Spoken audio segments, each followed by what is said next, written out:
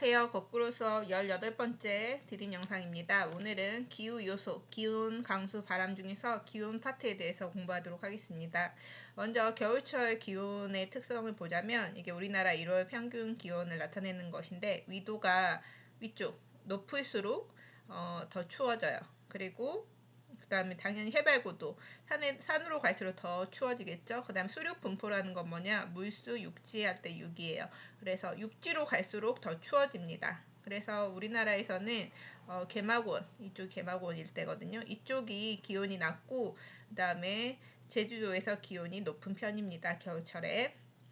남쪽으로 가고 남쪽으로 갈수록 따뜻해지고 북쪽으로 갈수록 추워지기 때문이죠. 그리고 또 하나 특징이 뭐냐면 동해안이 똑같은 위도라고 하더라도 예를 들어 여기 볼게요. 똑같은 위도죠. 위도가 같은데 여기 동해안은 더 진한 색깔, 그 다음에 내륙은 더 연한 거, 그 다음에 가장 진한 게 동해안, 그 다음이 서해안, 그 다음 내륙이죠. 즉 무슨 말이냐, 동해안이 더 기온이 높다는 뜻이에요. 서해안에 비해서. 내륙에 비해서는 당연히 해안 쪽이 더 따뜻한 편이긴 한데, 그러면 왜 동해안이 서해안보다 기온이 높냐?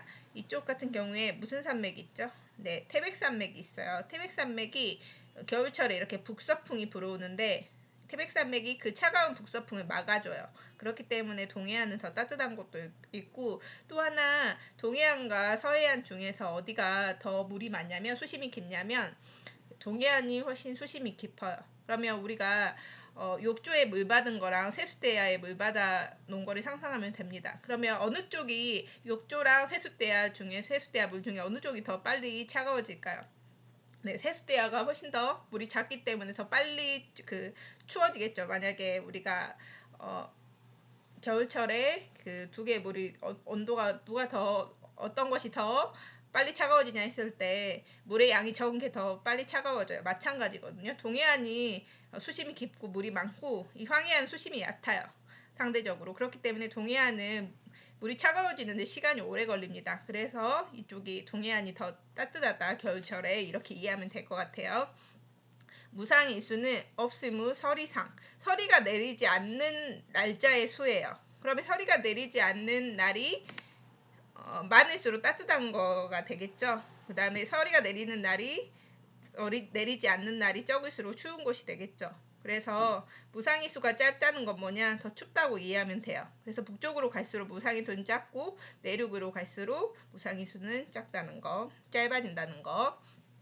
그래서 하나 기억해야 되는 게, 다시 북쪽으로 갈수록, 그 다음에 내륙으로 갈수록 겨울철 기온이 춥다. 그리고 연교차, 1년 중에 가장 추울 때, 가장 더울 때의 차이를 연교차라고 하는데, 연교차도 마찬가지예요. 북쪽으로 갈 때, 그 다음에 내륙으로 갈수록 더 연교차는 커진다. 이렇게 이해하면 됩니다. 넘어가서 제트기류라는 개념을 한번 알고 있어야 되는데, 한파를 부르는 제트기류. 겨울철 한파 들어봤죠? 되게 추운 것을 말하는데요. 제트기류라는 것은 이렇게 중위도, 고위도 위쪽에서 이렇게 1년 내내 빠르게 동쪽으로 부는 바람을 뜻하는데, 이 제트기류라는 것은 중위도와 극지방의 온도차가 클수록 강해져요. 근데 지구온난화로 어떻게 되죠? 중위도와 극지방의 온도차가 줄어들어요. 그럼 이 제트기류가 약해지거든요. 그러면 어떤 일이 생기냐, 이 제트기류가 약해짐으로 인해서 북쪽에 있던 찬 공기가 내려와 버려요. 그러면 어떻게 될까요? 우리나라 쪽, 중위도 쪽은 이 위쪽에 찬 공기가 내려와 버리면은 겨울이 훨씬 추워지게 되겠죠. 그래서 이 제트기류가 약화되면은 한파가 많이 온다라고 이해를 하면 되겠습니다. 다음 여름철 기온의 특징. 당연히 여름철도 남쪽으로 갈수록 온도가 높고 북쪽으로 갈수록 온도가 낮아요. 그러면 북태평양 기단의 영향.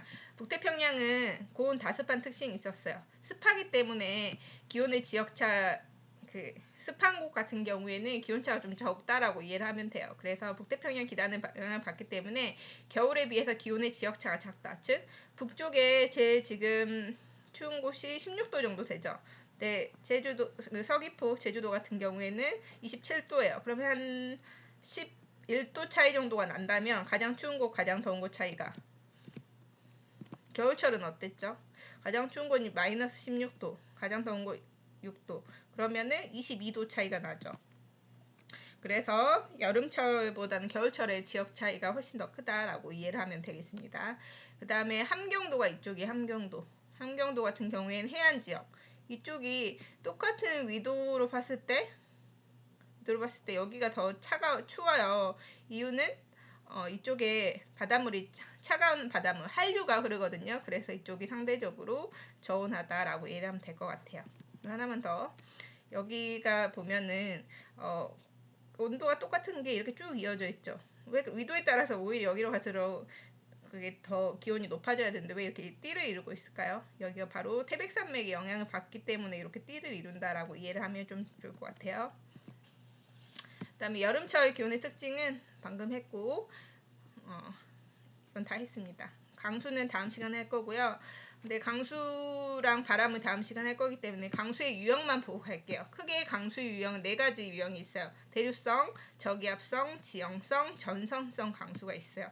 우리 여름철에 우리 처음에 저기압, 고기압 배울 때 했는데 땅이 데워져요. 그러면 어떻게 되죠? 따뜻한 공기가 올라가. 그래서 구름이 되고 비가 뿌리는 거. 이런 걸 대류성 강수라고 해요. 여름철 소나기가 대류성 강수라고 보면 됩니다. 한낮이 지나고 나면 오후에 소나기가 내리죠. 그 이유가 뭐죠? 이렇게 데워져가지고 뜨거우니까 데워졌다가 구름 돼서 오후 되면 쏟아지는 게 소나기라고 보면 되고, 저기압성 강수 같은 경우에는 저기압이 발달한 곳에서는 이렇게 비가 내리는 거예요. 그래서 대표적인 저기압성 강수는 태풍이라고 이해하면 됩니다. 태풍 같은 경우에 열대의 바다에서 이렇게 시작되는 건데 그래서 태풍을 다른 말로 열대성 저기압이라고도 합니다. 다음 세 번째, 지형성 강수는 정말 중요해요.